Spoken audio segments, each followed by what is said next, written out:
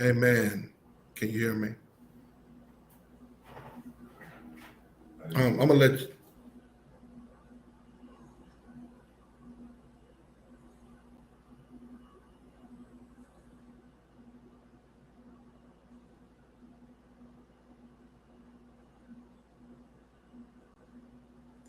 I can't hear nobody.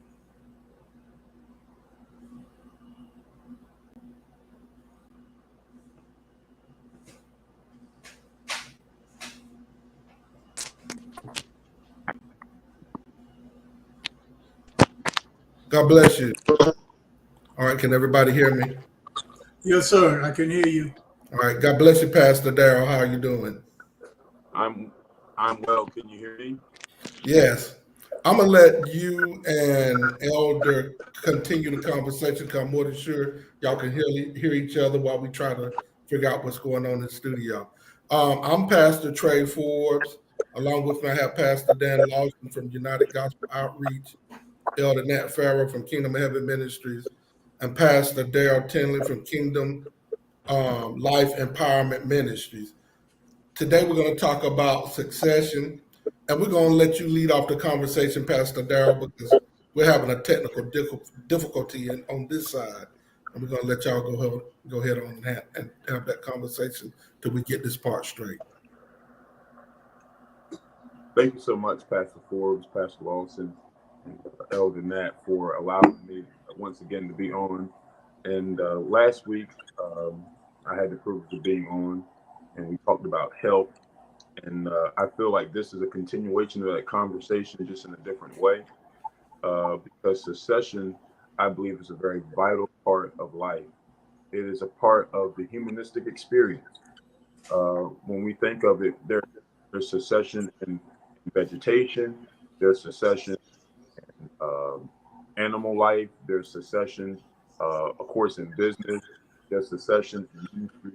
So all throughout the cycle of this being a human, and all throughout the cycle of life, there's this circle, there's this system, and everything is passing from one thing to the next. Even the solar system has a system of succession, if you will, where the sun is rotating and the planets are affected by the rotation of that particular sun. So we're seeing all these different types of succession, systems of succession. So I felt it was very, very good for us to talk about it, the importance of it on this morning. Can you hear me? Yes, sir. Yes, sir. Well, I agree that secession is very important. As a matter of fact, I'm working on that at my church. And I'm also uh, another organization, nonprofit, where I'm the president. We're working on a secession plan for my sister's house, Tried by Fire Incorporated. Um, and it's so important. You know, countries have a process of secession. Nations and countries and territories, they have a process of secession. States also, municipalities, um, and so it's a natural order that there be a secession. The problem is sometimes we don't plan for it.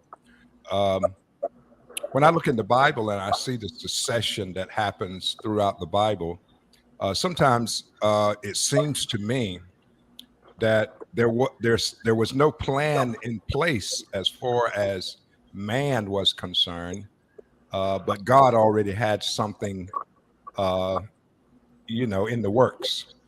Um, I guess that needs to be addressed. Do we wait on the Lord?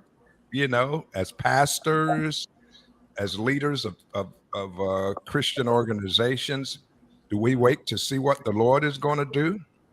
Or is there something we should be doing as church leaders and nonprofit leaders to arrange who and how secession would take place in our organization? Let me jump in for a minute. I kind of look at this, I guess, from a family perspective. I think that exists in families too. I think it's something that you plan.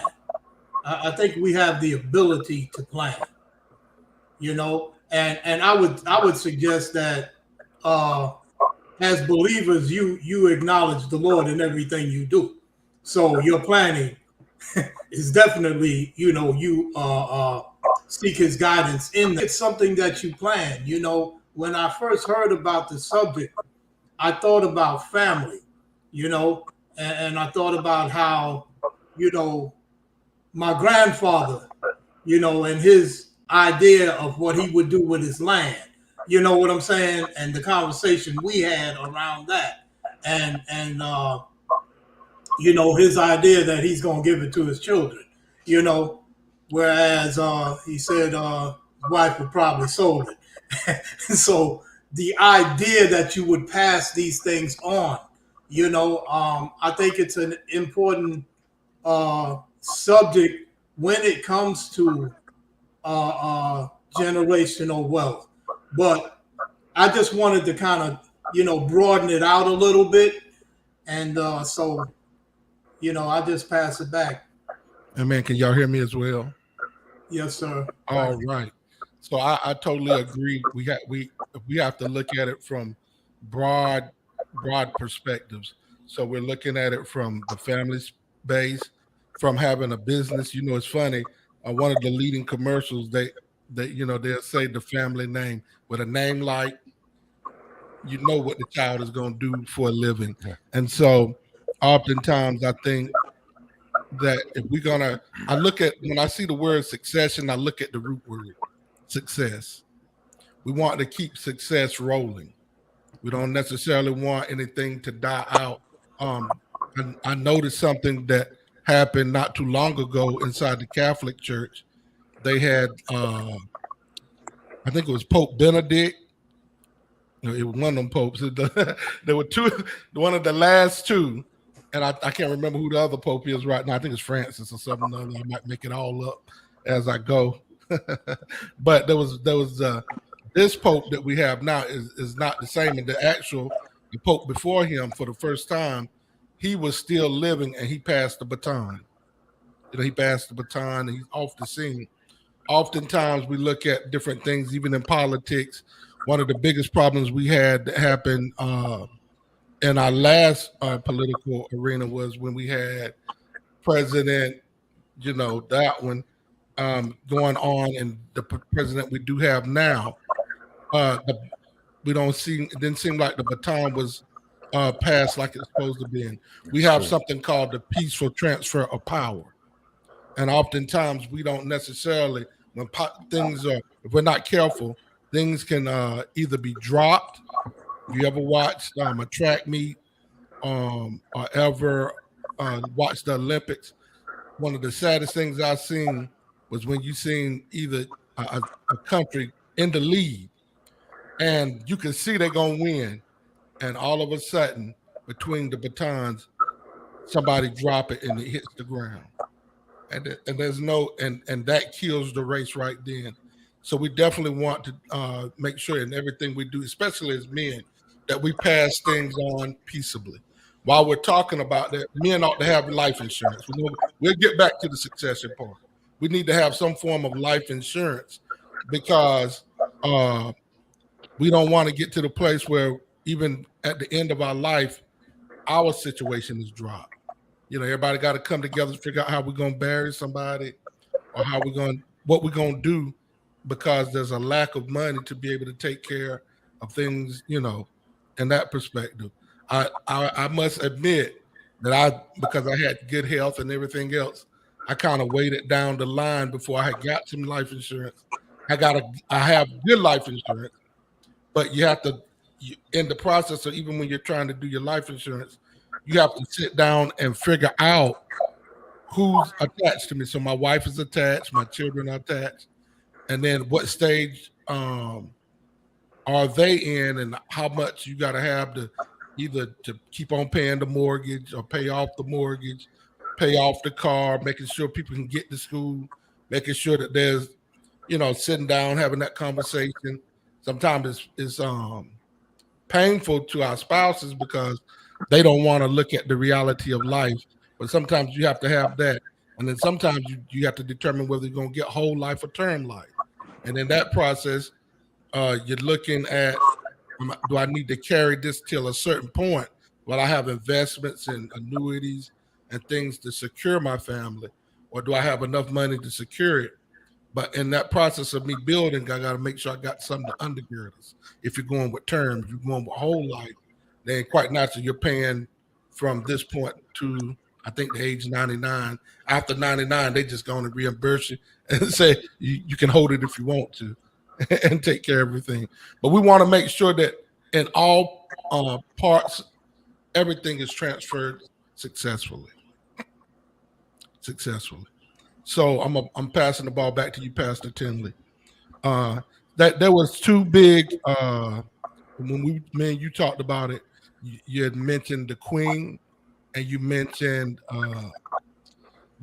Sarah Jakes. Let's talk of it from that perspective. And we're gonna oscillate from family to church to this to that.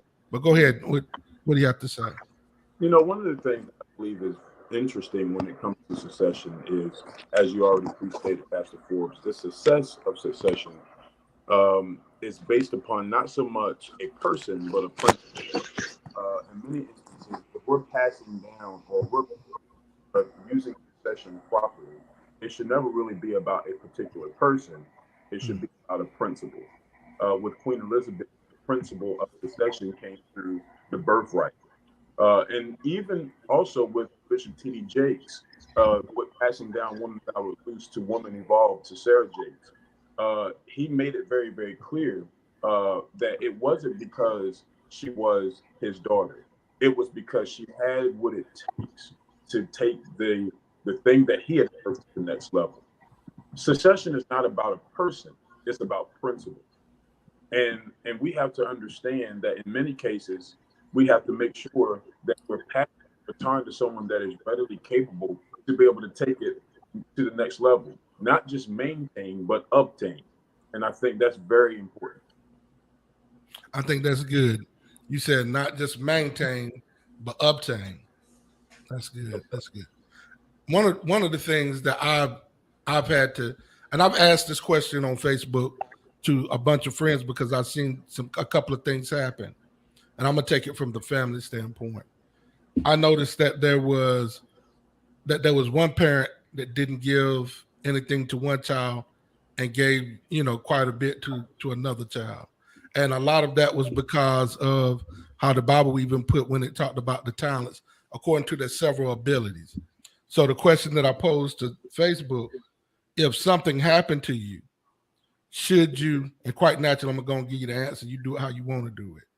But but if something happened to you, do you give your children part of their inheritance equally? You get this half, or y'all can sell it or whatever.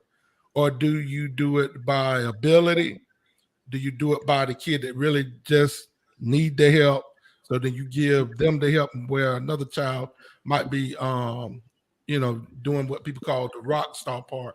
They really taking care of what they need to take care of and doing real well.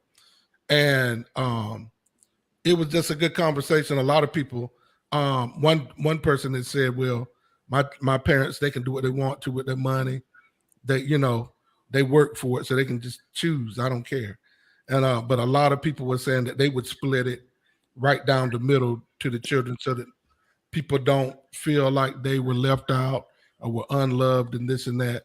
And then quite naturally, some people say whoever's doing the best get it. And I saw that some people said, I'm gonna give it to the person that really need it. And so I lean more to the splitting it down the line. I told both of my boys that I hope that I can give them before I leave this earth a piece of property apart, and just to kind of, there's some things I like to do. I ain't at that place yet, but that's something that I would like to do for both of them. For no time soon. What you say? Yeah, absolutely. I hope I got some more time on the clock to get this stuff together like I want to have it. But quite naturally, I love what you said about. Can you expound on that? Maintain and not. obtain and not just maintain, Pastor Tim? I think in a lot of cases, what we fail to recognize about secession is not so much giving our children, if we're looking at it from a family point, it should not be giving our children what we never had, but really all our children what we. I think that's vitally important. Because okay, can you say that one more time? Because I don't know if it happened with y'all when he said the beautiful part. That was the part I didn't hear. Okay. Okay, can you say that again? Secession is not about giving children what we never had. It's really teaching them what we never known. Okay. Yeah, that's good. Yeah. I kind of like that because I don't like the split down the middle thing. Hey. Everybody get equal shares. I think I like responsibility. I think that everybody should get something, but there's two parts to secession. There is the secession of authority, and then there is the secession of wealth or resources. And I think you try to merge those together, because the one that you leave in authority is the one that should get the bulk of the resources, because that's the person that you feel would be responsible.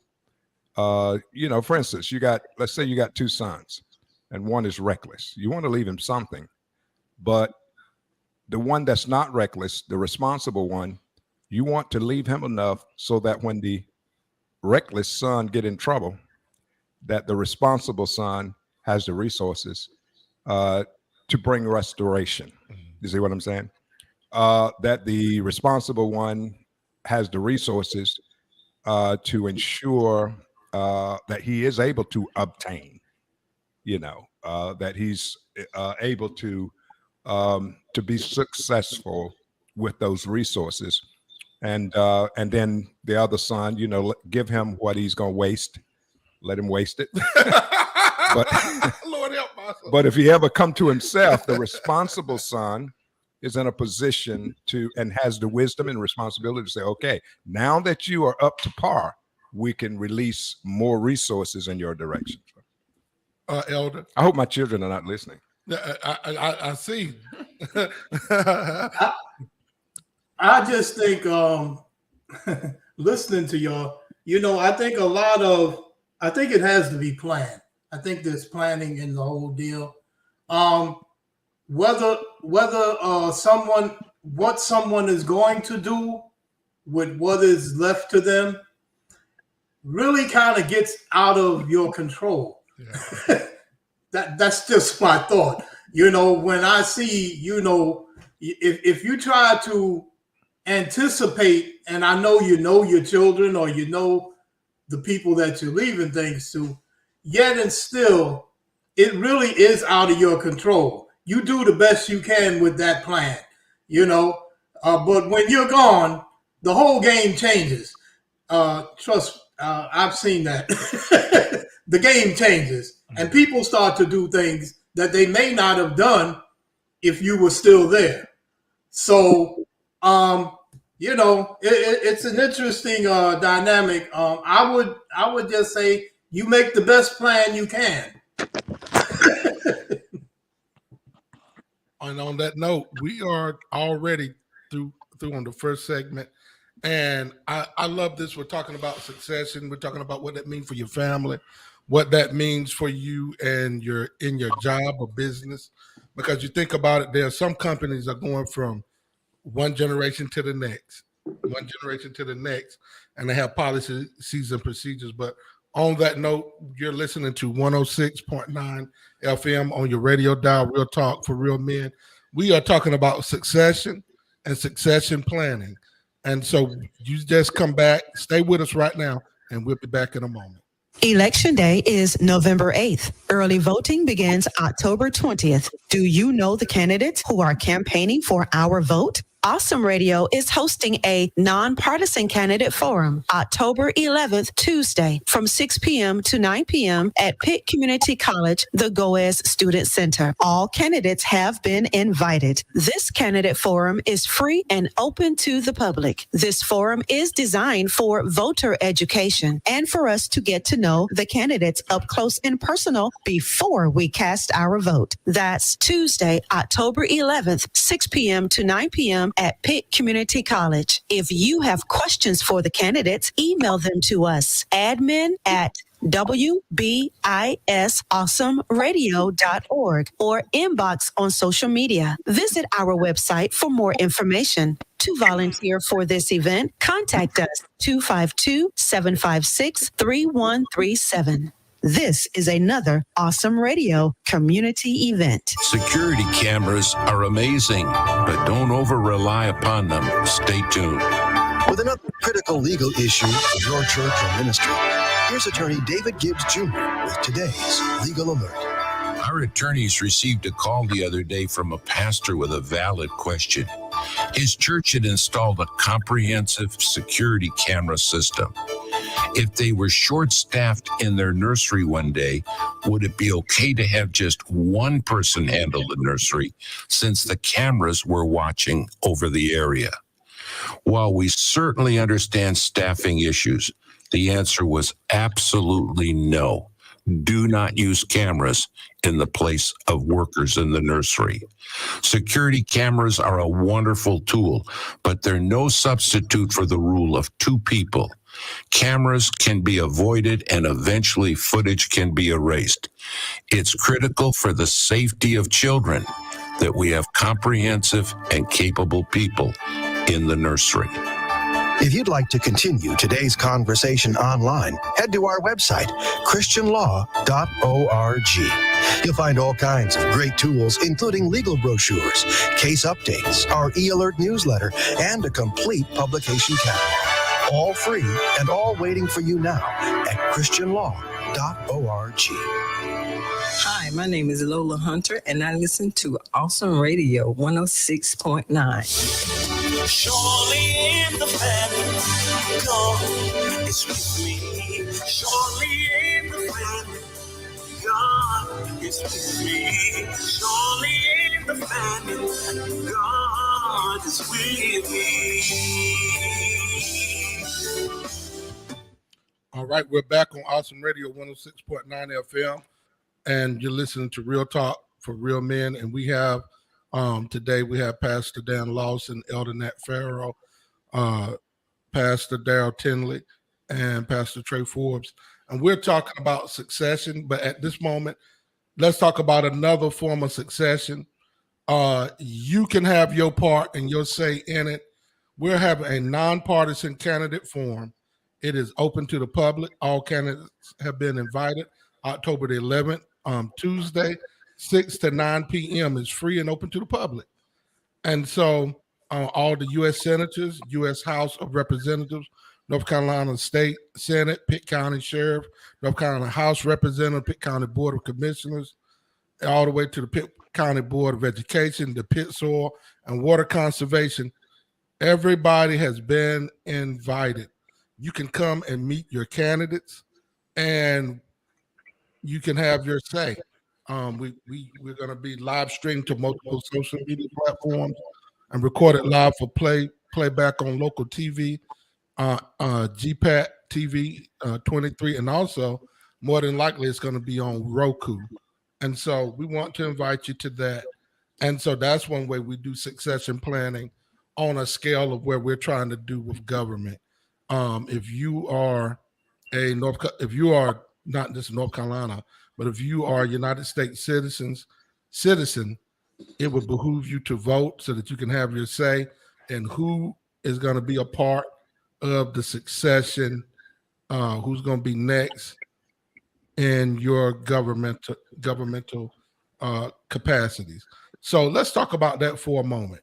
Since we're here in this part of the show, how important is voting, Elder Nat, in succession? Oh, it's extremely important. It probably affects a little bit more than succession. It affects your everyday life. The things that people that get into power control a whole lot of things, and it's on every level. We need to understand that they control things, including judges. A lot of people like to not, because the larger the office, your statewide offices like your Senate and your and the presidential office, it gets more press. We hear more about it, but we need to be concerned about these other local offices also. So it's important to understand who runs the school board. That's where your children go to school, or who runs, or who the judge is, because you might have a law, but the judges interpret the law. So who you go before is important. So yeah, voting is very important. It's an issue of citizenship. That's good. Pastor Lawson. I have mixed feelings about the whole political process. I wish that candidates for office were not required to have a lot of money, a lot of prestige among the elite, because I'm thinking that a lot of times, even though we all have the right to vote, we all don't get the right to run. Mm-hmm. Because let's face it, the first problem is if you run, you got to be a Republican or Democrat. We probably could have some good leaders that wasn't associated with either party, if it was possible to be successful in a campaign without being linked to one of those parties. And it's not. Right. Hardly ever do an independent gets elected. So that's one problem. The other problem is you almost have to be from a certain sector of society, economic wise, educational wise, that kind of thing. Whereas wisdom don't necessarily reside in those areas. Wisdom could be among any of us. So I have problems with that, but still, I guess, it's the system that we have. And so, you gotta work with what's in front of you, Pastor Tinley. It's interesting that we're talking about it from a political view, because when you look at one of the for secession, it talks about a number of people or things shared, specified, following after the other. And so what we see in politics is a succession of deceit, a succession of political individuals that seemingly have fallen into the snare of money and greed and scandal. And I agree with Pastor Lawson. We should break that succession and follow a new trend and do something outside of what has been the norm in politics. Someone that may not necessarily get the political position, but it's breaking the norm, because unfortunately what we are seeing in politics is a succession of the same old thing, and it comes down to money. It never is really about the people or the principle. It's about the money. I'm gonna let Elder get the last say on this part, then we'll move on a little bit. I'm gonna deal with the we. See, we talk about we need to do. Who are the we? It's just like we gotta understand that this system is not it's not the kingdom. So we got to make sure we separate that and understand that this is the system, as Pastor Lawson said, that we have. So to break that cycle of the two-party system at this particular stage, it's just not practical to even get into it. Somehow it probably needs to be broken. I don't have an argument with that. But the money, it's always been about the money in this nation. When the nation was created, it was the wealthy landowners the system was created around them. So I'm not sure if anything has really changed with that whole particular thing. But that's a whole nother story. Yeah, things probably need to be different, but we have to deal with what we have. All right. So, Elder, I passed the ball on that one to you. Now let's move on a little bit, get further the conversation. So we just talked about a little bit of succession planning in the family.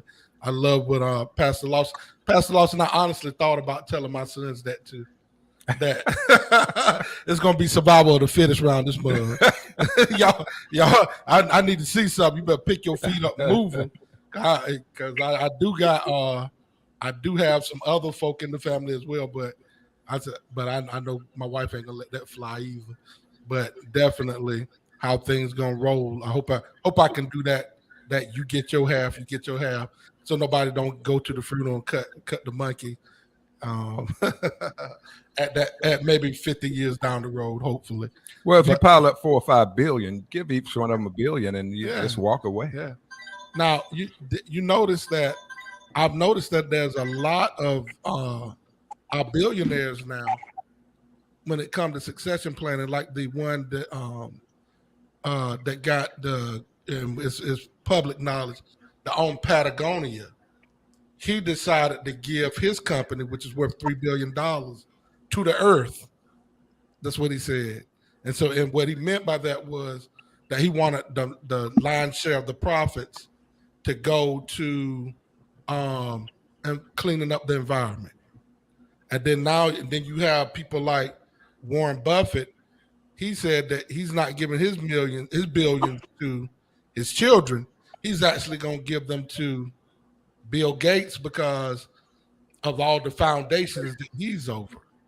And so you look at that, and so people look at different succession in different arenas.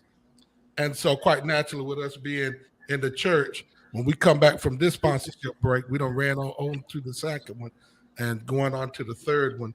When we come back, we're going to talk about the church a little. We'll talk about the dynamics of maybe the Elijah and Elisha principle, Moses and Joshua, even believe it or not, John the Baptist to Jesus, and different levels. So we'll talk about that, and we'll talk about succession in the church. Please stay in there. We're going to talk about this heavily when we come back. You're listening to Awesome Radio 106.9 FM on your radio now.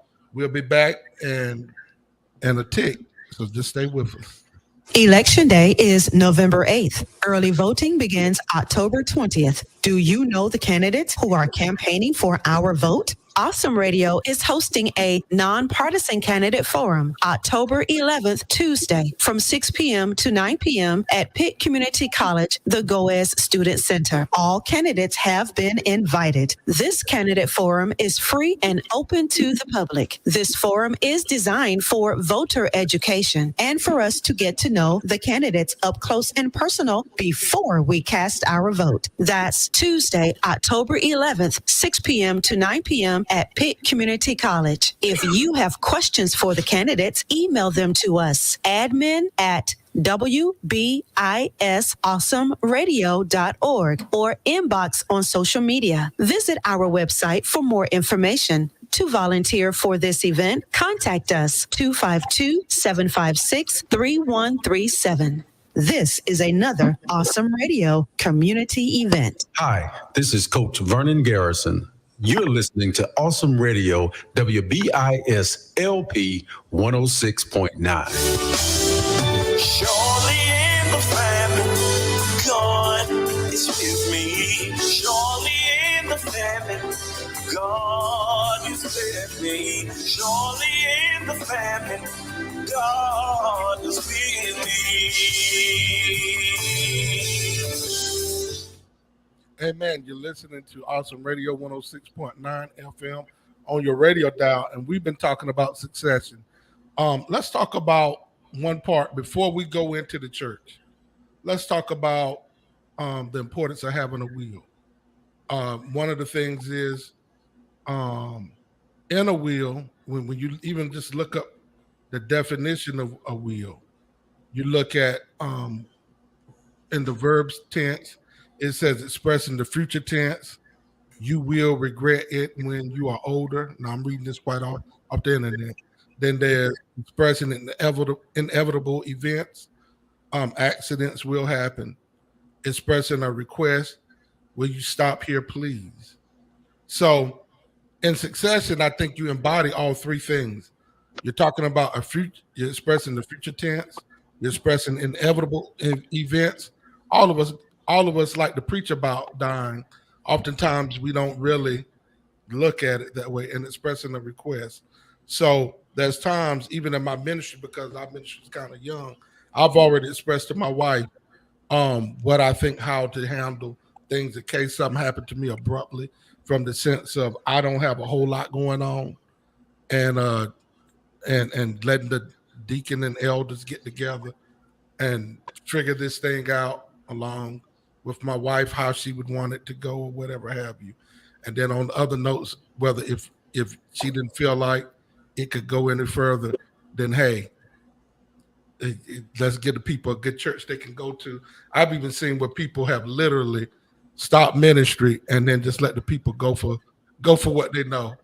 And I even seen, even now, I have some people that my wife is talking to that wants to join my ministry. That pastor, I think one pastor he's kind of out of it. You know, he got old, out of it, spouse died. And a lot of times those members really have been tethered to their pastor's personality and not necessarily to the word. And then COVID coming along, make it real easy for people to just sit back and watch service and not participate in any form or fashion.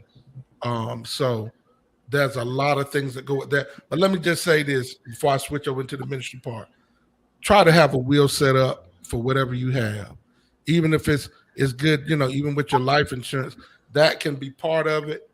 But if you got something, sometimes people want to even scrabble. You'd be amazed at how people fight over the littlest thing. I've seen it. How people get kooky. I remember when my mom passed, somebody actually called me, asked me, "Hey, look, my stove is out. I wonder could I have the stove that's in your mama's house?"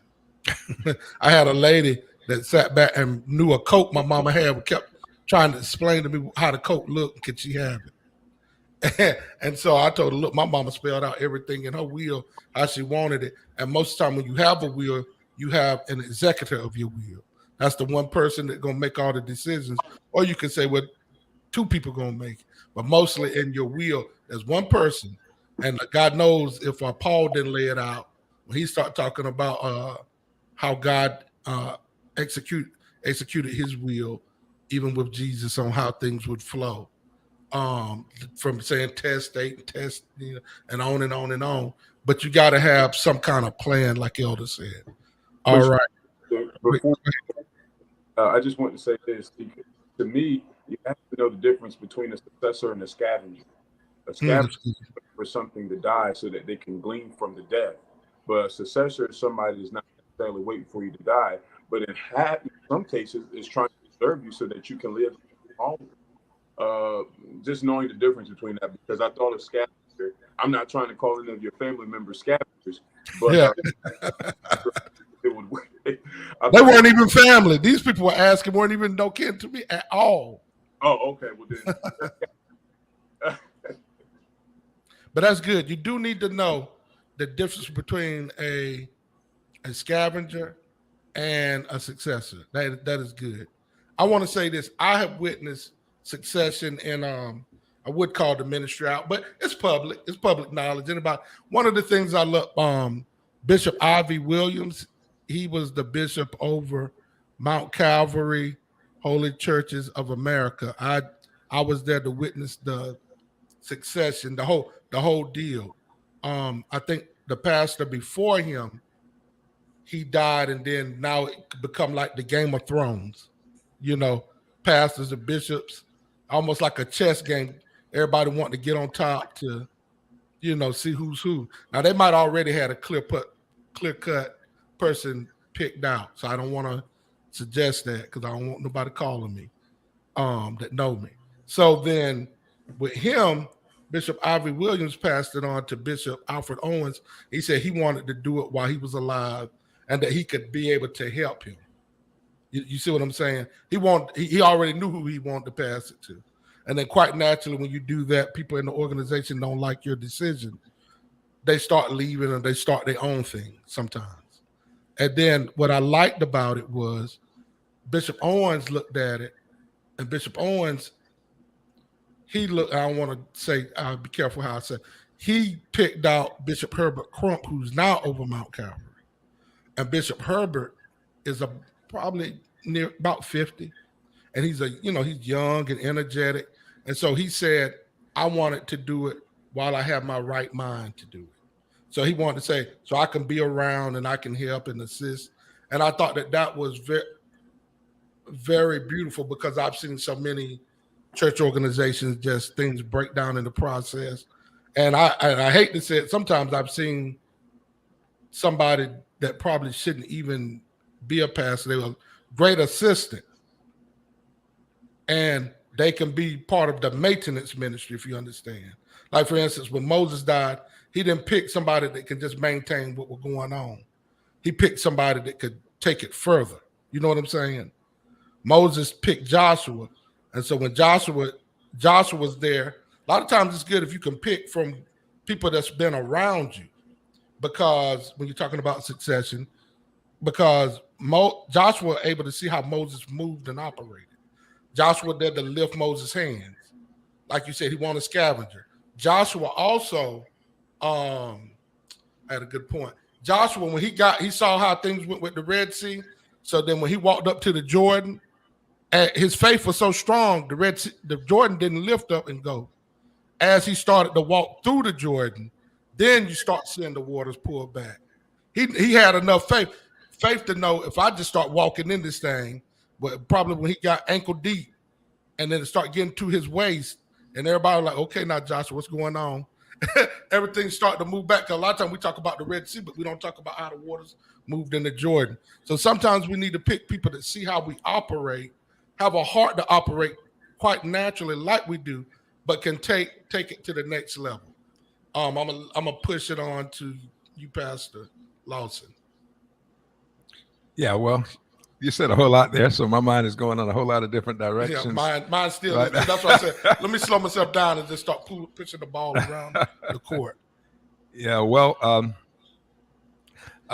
again, I when you look at the succession of authority, that's one thing. But when you talk about how you want your wealth or your resources to be handled, that could be something different. Like wills, you can't will authority. The courts are not going to help you out with that, but you can will resources. You also can, the law also gets involved in resource succession. They've got rules that if you don't do something, they have a default, for resources. And they also have, like in some states, no matter what you put in a will, a spouse has a right to 50% of the wealth, irregardless of what you put in the will. Some states, that's not true, but in most states, that's what's going to happen. The wife is going to get half. Yeah. And then, there's the closest kin kind of thing that they use, when it comes to possessions. I like the idea of being able to, particularly if you live to be in an old age, I like the idea of, put it where you want it to be while you're still alive.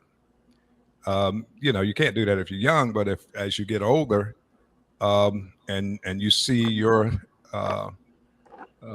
abilities begin to dwindle, a lot of pastors make the mistake of trying to go on and on and on.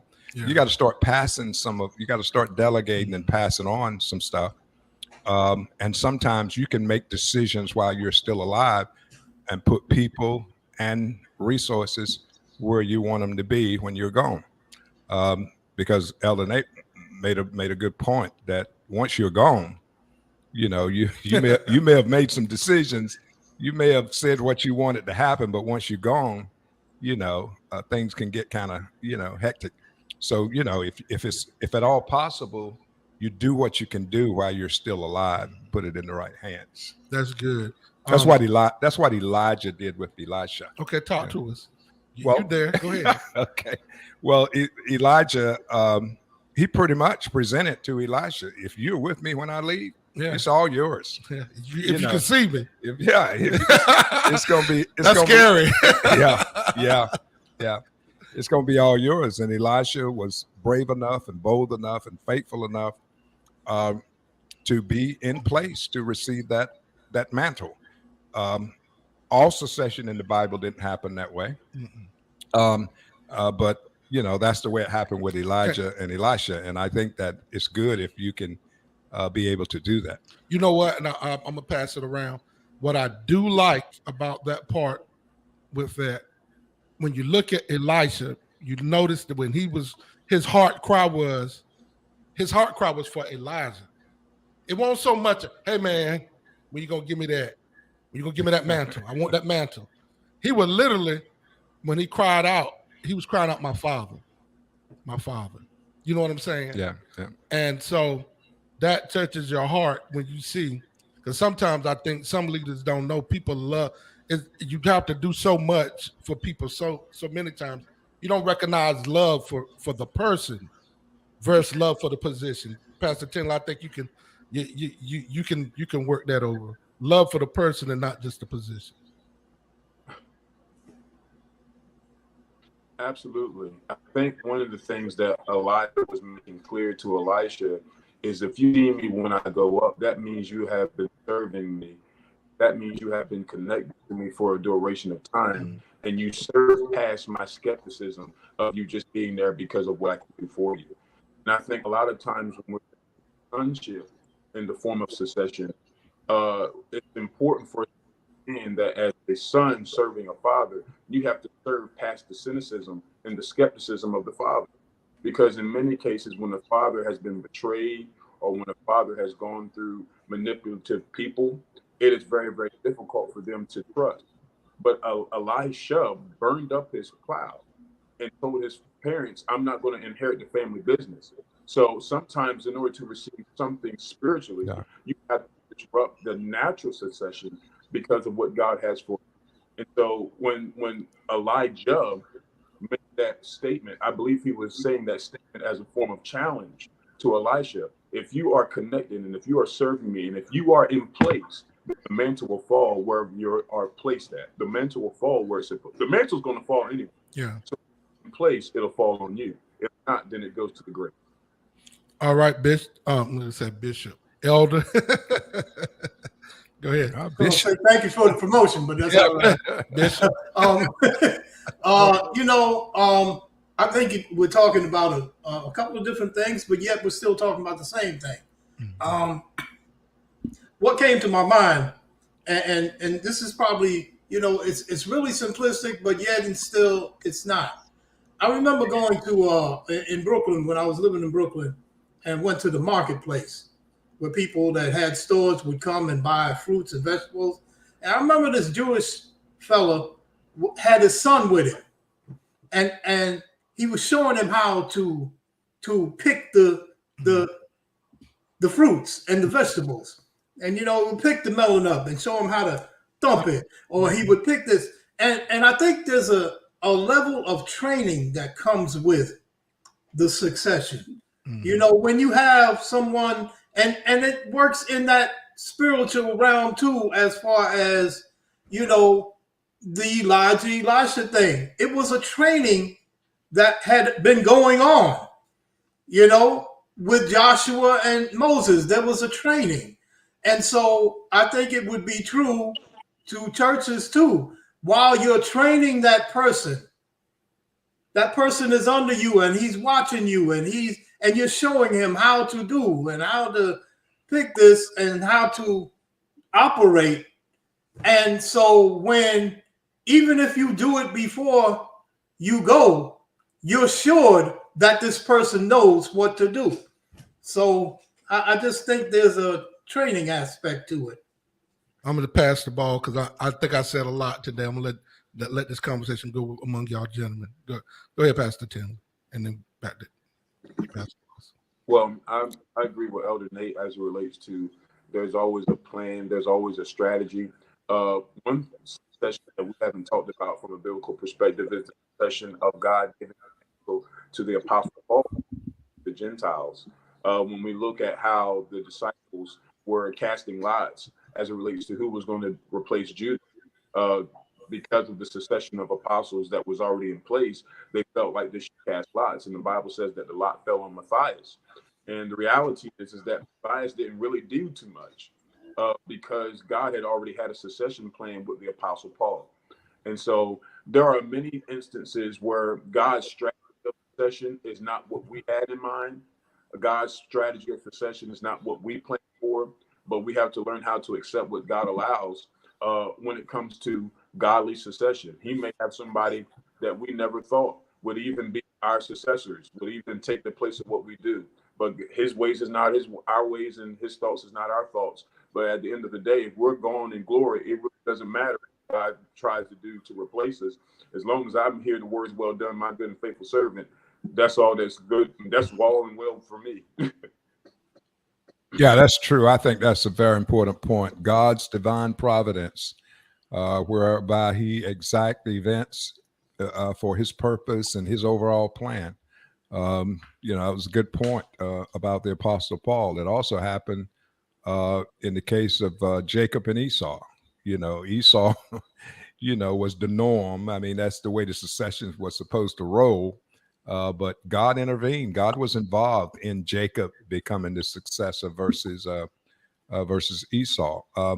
And so it goes on and on. You can see several instances in the Bible when, after Solomon died, there was I believe to be an intervention, even though it looked like confusion. I believe that was an intervention by God. The kingdom split. I think it was God's divine providence that had that happen. He already knew it was going to happen. He already had a plan for how he was going to use that, the southern kingdom versus the northern kingdom. And so things didn't go the way, that we normally see it go and I think sometimes in our own small particular backyards, where we may not feel like we're that significant, but God intervened in our families and our affairs also to make things happen the way he want them to happen to work out his overall purpose. So I thought that was a good point, bringing that in. All right. Y'all keep it going. I'm just going to sit here and just kind of let y'all get this thing. Well, we got a minute 38, so we'll let Elder go ahead and see in the hearts of man, the heart of man plans his way, but the Lord establishes steps. We should plan. Mm-hmm. And then God will make the adjustments if he needs to, which is what I think Pastor Lawson was kind of. Yeah, he'll tweak it. He'll tweak it. Sure will. And that's from Proverbs. But you should plan the steps and train folk, and that's important. Work the system. And then if God wants to make some adjustments, he'll do that. You got 30 seconds, Pastor Tinley. If you plan for succession will plan for you. At the end of the day, you just have to do what's necessary on your part and let God do the rest. I think all of us are in agreement that's a part of training, and then allow God to order your steps and order the ones that are coming. Just make sure you're willing to pass the baton. That's right. Don't hold on the baton. It keeps running, and the person got to run slow by to make sure you're gonna give it to me. Nah, I think I'm gonna keep this thing. He said, make sure you pass the baton, and that's so true. That's true. You got to vet people out sometimes and see where they're going, and prayerfully their character can keep them where they need to be. And on that note, we had a great conversation on succession. Thank you for coming as a visitor, Pastor Tinley, and thank you, gentlemen, for what y'all do. You listen to Real Talk for Real Men. We'll talk to you next week. God bless.